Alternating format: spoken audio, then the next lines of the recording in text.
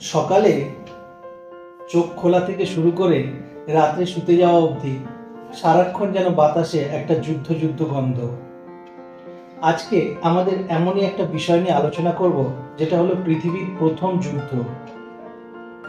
পৃথিবীর প্রথম যুদ্ধ কি ছিল সেটা ভাবলেই আমাদের প্রথম বিশ্বযুদ্ধ বা দ্বিতীয় বিশ্বযুদ্ধের কথা মাথায় আসে, কিংবা যদি আমরা আরো পিছিয়ে যাই আমাদের রামায়ণের যুদ্ধ বা মহাভারতের যুদ্ধের কথা মাথায় আসে। কিন্তু তার আগেও অনেক যুদ্ধ হয়েছিল এবং ঋগ্বেদে আমরা পৃথিবীর প্রথম যুদ্ধের কথা জানতে পারি।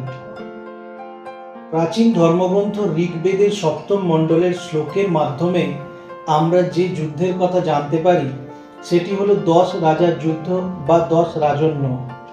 এই যুদ্ধের সময়কাল নিয়ে ঐতিহাসিকদের মতে বিভিন্ন রকমের মতভেদ রয়েছে।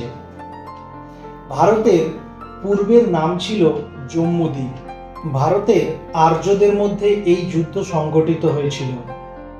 ঋগ্বেদের সপ্তম মণ্ডলের 83টি শ্লোকে এই যুদ্ধের বিবরণী এবং তার কারণ সম্পূর্ণ বিশ্লেষণ করা হয়েছে।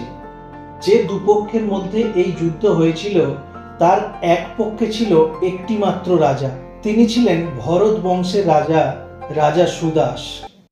সঙ্গে ছিলেন তার পুরোহিত মহর্ষি বৈশিষ্ট্যদেব। অপরদিকে ছিলেন রাজা সুদাসের রাজ্যের চারিদিকে অবস্থিত রাজ্যের 10টি রাজা, যার মধ্যে ছিলেন মহর্ষি বিশ্বামিত্র, যিনি গায়ত্রী মন্ত্র রচনা করেছিলেন। কিন্তু এই যুদ্ধে জয়লাভ করেছিলেন রাজা সুদাস। রাজা ভরত ছিলেন শকুন্তলা এবং দুষ্মন্তের পুত্র। সেই সময় তিনি ছিলেন ভারতবর্ষের অন্যতম একজন রাজা। সেই সময় আর্য রাজাদের মধ্যে তিনি ছিলেন অন্যতম। ইনি কাশ্মীর থেকে কন্যাকুমারী গোটা ভারতবর্ষ শাসন করেছিলেন।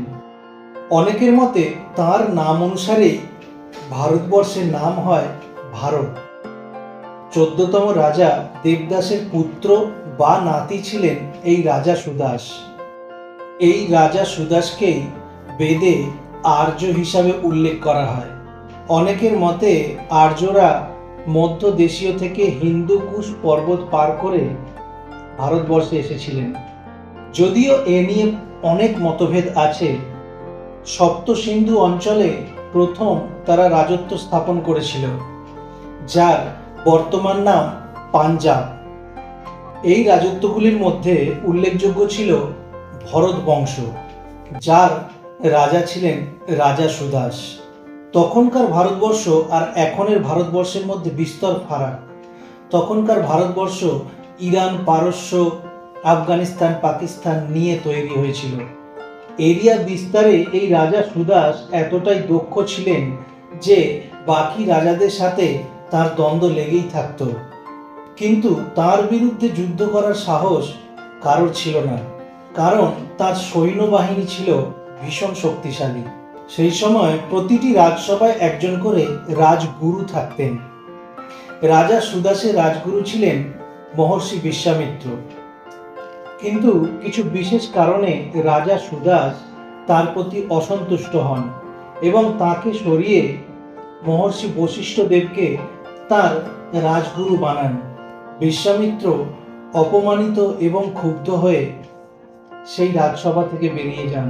শুধু তাই নয়, তিনি ওখান থেকে বেরিয়ে গিয়ে আশেপাশের আরো 10 রাজ্যের রাজার সাথে জোট বেঁধে যুদ্ধ ঘোষণা করেন। অনেকে এও মনে করেন এটি ছিল মহর্ষি বশিষ্ঠদেবের সাথে বিশ্বামিত্রের যুদ্ধ, কারণ এই নিয়ে একটি আকর্ষণীয় গল্প ঋগ্বেদেই পাওয়া যায়।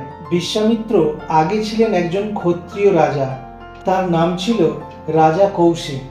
একবার জঙ্গলে শিকার করতে গিয়ে তিনি ক্লান্ত হয়ে পড়েন এবং মহর্ষি বশিষ্ঠদেবের আশ্রমে তিনি তার সেনাবাহিনী নিয়ে বিশ্রাম করেন। মহর্ষি বশিষ্ঠদেব তখন তাদের খুব যত্ন সহকারে আপ্যায়ন করেছিলেন। তা দেখে রাজা কৌশিক খুব সন্তুষ্ট হয়েছিলেন এবং অবাকও হয়েছিলেন যে এত কম সময়ের মধ্যে এত জনের সমস্ত কিছু খাবার আয়োজন তিনি কি করে করেছিলেন। এবং তিনি কৌতূহলবশত সেই প্রশ্ন জিজ্ঞাসাও করেছিলেন তখন বশিষ্ঠদেব জানিয়েছিলেন তার কাছে কামধেনু গাভী আছে, যার কাছে মনের কামনা বাসনা জানালে খুব সহজেই সেই কামনা বাসনা পূরণ হয় এবং যা চাওয়া যায় তাই পাওয়া যায়। এটা শুনে রাজার ভীষণ লোভ হয় এবং সেই কামধেনু গাভী পাওয়ার ইচ্ছে প্রকাশ করেন।